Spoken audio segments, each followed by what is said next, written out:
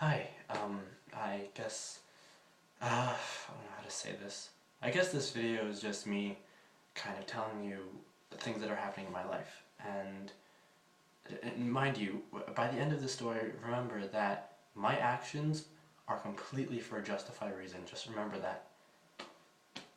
Okay, should I start this? I guess I should start from the beginning. Okay. I was born a really long time ago, I guess you could say, 17 years ago. Um, Single mom, and she wasn't ready for a kid whatsoever. And I guess neither was my dad because his parents shipped him away to a boarding school so he wouldn't have to take care of me, or my mom, I guess. So basically, it was just me and my mom for a good portion of my life. Um, yeah, but that's not really the point. I guess the interesting bits are when I discovered my gift, I guess you could say.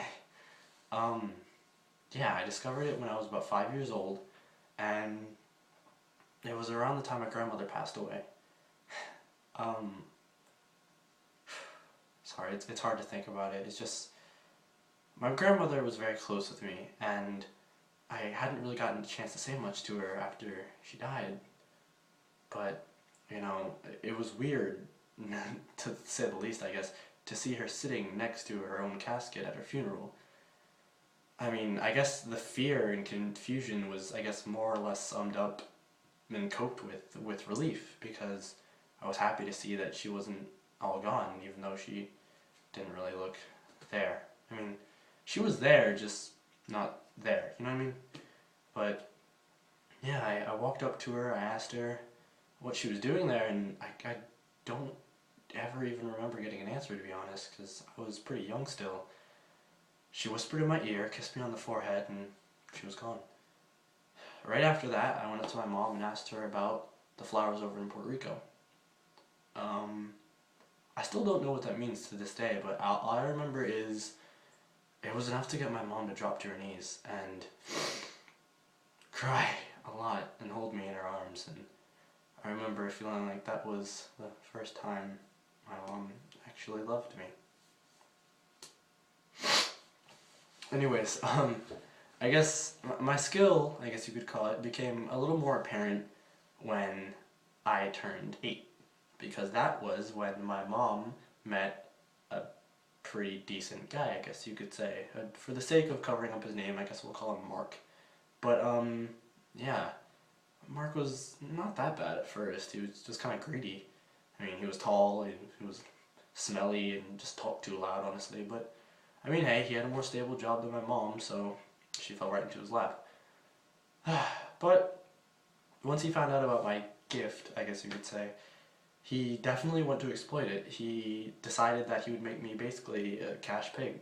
He would label me in the newspapers as, the world's youngest psychic and stuff like that. And people would come. They would come flocking to the door and talking to me about how I needed to tell their grandson that died and that they were in a better place. And it was a lot. It was a lot to take in at such a young age. And I was there. I was telling people that their family was okay, that they moved on to a better place, that they still love them, and I guess that's how you could say I started talking to dead people while I was still learning multiplications. But I guess the real problem didn't start until later. I guess there was a family who called me in and told me that they were worried that there was a 4-year-old girl that was dead, that was haunting them, and they didn't want to get rid of her. They wanted to know how to make her more comfortable. So they asked me to go and talk to her there, and nevertheless, I showed up at the door. There was no girl. There was no there was no dead girl in the house whatsoever. But I do remember seeing. I don't even know how to describe it. It was, I guess, an entity would be the best word. He was just.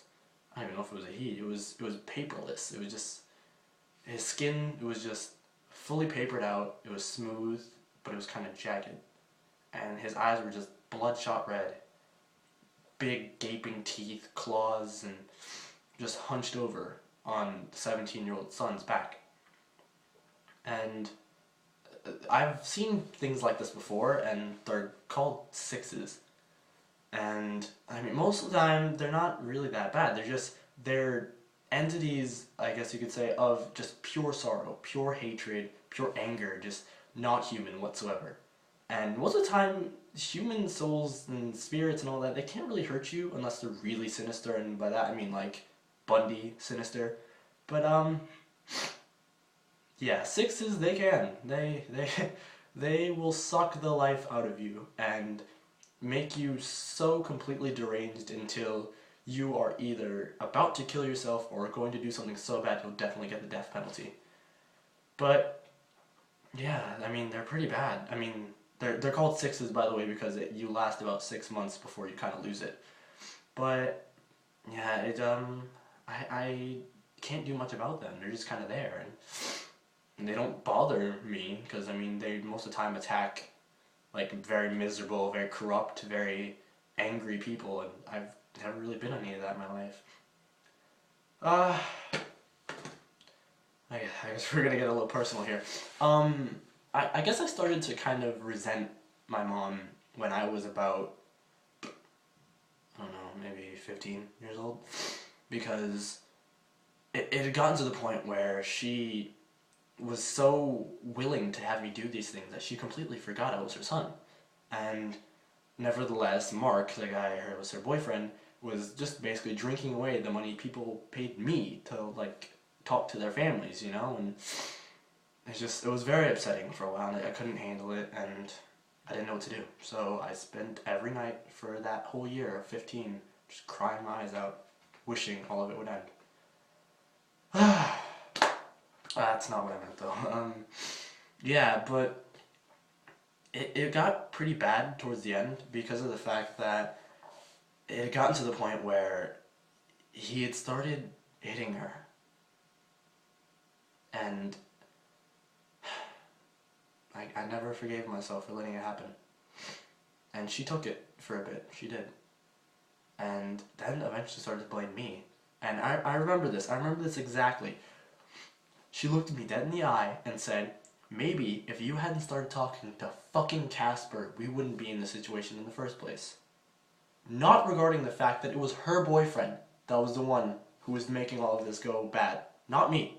I was just doing what they told me to do. And eventually, he stopped hitting her and started hitting me. So did she.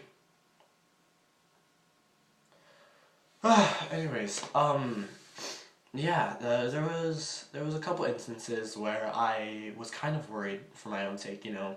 Sixes would be like across the street, just kind of staring, you know, and it wasn't that scary, honestly, because I mean sixes, they just kind of sit there, they just look at you, you know. So it was, I guess the fear was countered out by curiosity, because I've only ever seen them on people's backs. I've never seen them just kind of standing there. So I mean, they knew I could see them. They just disregarded me for some reason. I don't know why to this day, but they just completely disregarded me. And for a while, it went on, and I could see them getting closer. I wasn't like blind. I could see them, and this went on for a while, mind you. I didn't tell anyone this was going on. I still watched, but yeah, it went on for a bit, and I could tell that they were going for something, and I already knew what was gonna happen. The second I saw that six just clamped down right into my mom's neck, and it stayed there, and I wasn't surprised when one jumped right onto Mark's neck too. And you know, I was thinking about it. I was thinking about being good. I was thinking about going to an exorcist and, you know, getting rid of them, saving my family and everything, but then I thought about being alone, and I thought about not having to do jobs anymore, not having to explain the bruises to. So that's it. That's it. I just let it happen, and I said nothing. I sat back, and I enjoyed the show.